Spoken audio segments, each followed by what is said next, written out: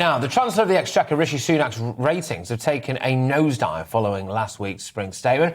Polling by opinion revealed 35% of people disapprove of his performance compared to 31% who approved. That's a 15-point drop in popularity from a fortnight ago. Yes, well, Sunak has been spoken about as a potential successor to Prime Minister Boris Johnson, but has his recent performance put an end to any grander ambitions he may hold? Well, joining us now live from Westminster is our political correspondent, Tom Harwood. Tom, isn't it just the case that when the man was splashing his cash on us during the pandemic, then we loved that, and naturally now he's had to start rolling back? We don't quite like that.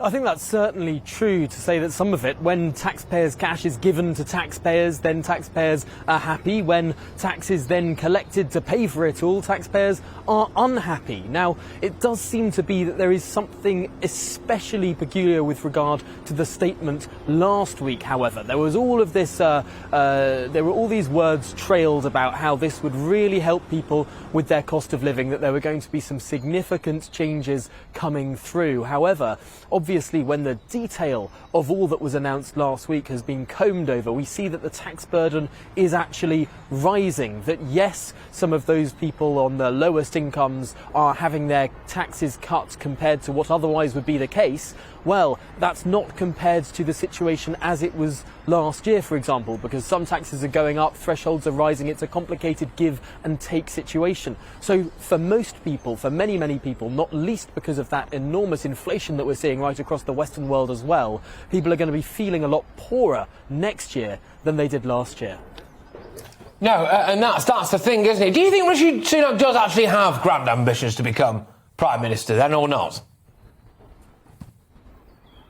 Well, I think just about every single person who has ever lived in number 11 Downing Street, or I should say lived above number 10 Downing Street, of course, since Tony Blair did the famous flat swap with his then Chancellor Gordon Brown. Every single occupant of that flat has, I think, always had one eye on next door, thinking about that next job. But to go back to the original introductory points in this conversation, I think it's far too soon to say that anyone's ambitions are over, or that we've reached peak Rishi, or that we've passed peak Rishi, or indeed peak Boris. Of course, many people thought Boris was a goner just a month ago, and now he seems to be back in a reasonably stable position leading the Conservative Party. Never say never in politics. Something could change next week that turn political fortunes on a dime again. So really, when it comes to how the Chancellor has been responding to all of this, there is more to come. Of course, this was a spring statement, a mini budget. Well, in the autumn, there'll be another budget with a lot more to come. And of course, there was quite a lot of cash. One of the criticisms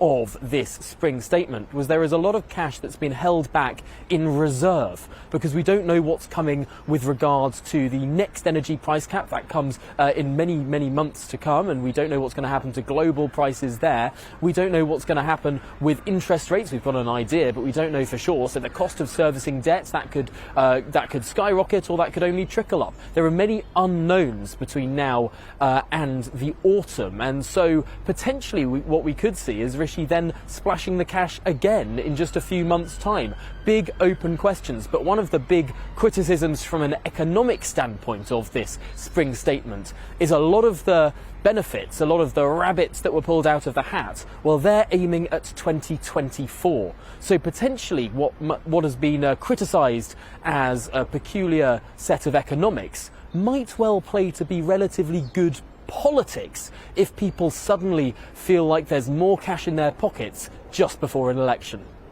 Indeed. Tom, thank you very much. Tom Harwood there in Westminster, just whizzing you through Rishi Sunak's nosediving popularity, but of course these things do change rather quickly, don't they? Thank you very much, Tom. Tom Harwood there, of course.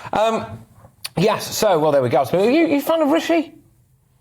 Not particularly. I mean, I don't mind the bloke, but you know, he doesn't fill me with excitement necessarily. I mean, none of them do particularly. No. And I think it's going to be interesting seeing who's actually in the next election in a couple of years, who's actually going to be on offer for us to vote for as a leader, because at the moment, nobody seems to spark my enthusiasm, to be honest. He's teeny tiny, isn't he, Rishi? He is. He's about my height, which for a man is quite small. I mean, I'm above average, I think, for a woman. Yeah, but all the cash he's got, you could stack it so high. Yes, It doesn't really matter, does it? Exactly, that's it. He could stand on some of his cash, actually, to make himself taller. Yeah. He could, yeah. Or some of his wife's cash, eh? Or some of his wife's cash, yeah. But